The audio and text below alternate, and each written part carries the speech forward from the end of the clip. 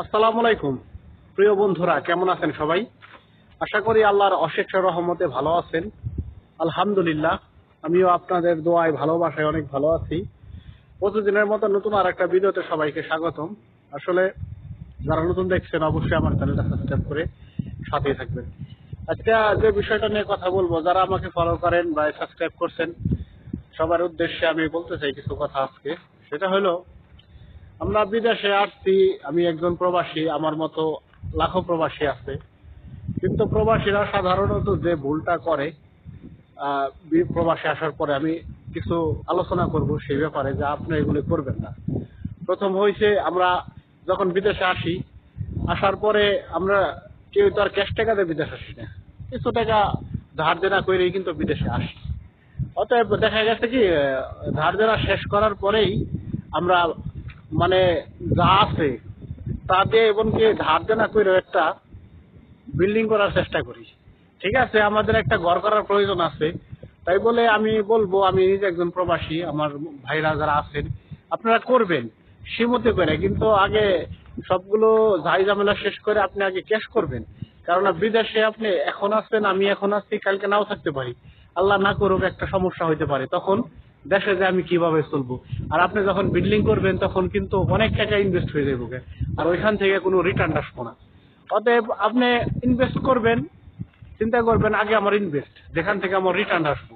ঠিক আছে, যা আমি যে কোনো সময় যে দেশে যাই, দেশে গেলে পদে আমি ওইখান থেকে টাকাগুলি ব্যাক করে আমি যে কোনো একটা ব্যবসা বাণিজ্য করতে পারবো। ঠিক আছে, এমন জায়গায় ইনভেস্ট করবেন।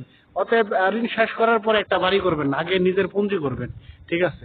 দ্বিতীয় যে ভুলটা করে আমরা প্রবাসীরা, অল্প বয়সে আইছি আমি, আমার মতো লাখ লাখ প্রবাসী আইছি অল্প বয়সে, করে কি দেশে যায় হেরে ধুমধাম নিজের কাছে যা আছে সব খরচ করে একটা বিয়ে সাথী করে, এমনকি ধার দেনা করেও বিয়ে করে। দেখেন, আমি প্রবাসী, একজন প্রবাসীর কষ্ট একজন প্রবাসী বুঝি। অতএব এত কি দরকার, আপনার বাজেটের মতো অল্পর ভিতরে যদি সারতে পারেন সমস্যা কি, বাকি টাকা আপনি ক্যাশ করেন, জমা রাখেন। এতে হয়েছে কি, আপনার যখন বিপদ আপদ হইব তখন কিন্তু আপনার কাজে লাগবে।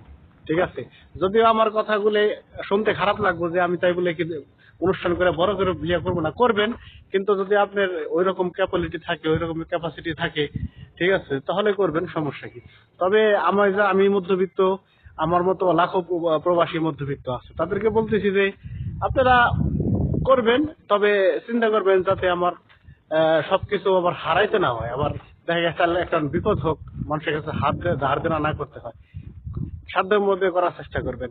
3 নম্বরে যে ভুলটা করেন, দেখেন আমরা এখানে অনেক কষ্ট করে ইনকাম করি, ঠিক আছে, প্রতিদিন কাজ করি, ঘন্টার পর ঘন্টা, সারা বছর কাজ করি। যে ভুলটা আমরা বেশি করি, ইলেকট্রনিক্স পণ্য যেগুলি আছে, যেমন দামি মোবাইল, দামি আসবাবপত্র, ঠিক আছে, অনেক ভালো ভালো দামি দামি জিনিস, যেগুলো থেকে আমাদের কিছুদিন পর আর কোনো রিটার্ন দিয়ে আসবো না, কোনো আমরা ইনভেস্ট শুধু করুম, নষ্ট হয়ে যাবো, দাম কমে যাবো, কিন্তু লাভ পাওয়া যাবে না। অতএব এইসব জিনিস কিনবেন যতটুকু প্রয়োজন, যাতে অল্পর ভিতরে হয়ে যায়, বেশি টাকা অপচয় করবেন না। তবে আপনারা যদি পারেন গহনা কিনে রাখতে পারেন, গহনা আপনি যখন বিপদ হইব, আল্লাহ পাক না করুক, যখন বিপদ আপদ হইব তখন আপনি একটা উদ্ধার হইতে পারবেন। ঠিক আছে, তো এই ছিল আজকের ভিডিও, ছোট করে একটা ভিডিও করলাম। মানে এই বিষয়টা আমার কাছে খারাপ লাগছে। খারাপ বলতে কি, আমি নিজে একজন প্রবাসী, আমি দেখছি অনেকেরই যে আসলে যে ভুলগুলি বেশিরভাগ করার পরে বছরের পর বছর বিদেশে কাটাই দিতেছে। তাদেরকে বললাম, সেই জন্য ভিডিওটা তৈরি করলাম, যে আমার ভিডিও দেখে যদি যারা নতুন আছেন একটু হলেও যদি শিখতে পারেন, জানতে পারেন যে না, আসলে অল্প করে করি, যাই প্রয়োজন অল্প করে করি, তাতে আমার আগে কিছু ক্যাশ বাড়ি থাকে। ঠিক আছে, ধন্যবাদ সবাইকে সাথে থাকার জন্য। আশা করি যদি ভালো লাগে আমার চ্যানেলটা সাবস্ক্রাইব করে সাথেই থাকবেন। ধন্যবাদ সবাইকে। আসসালামু আলাইকুম।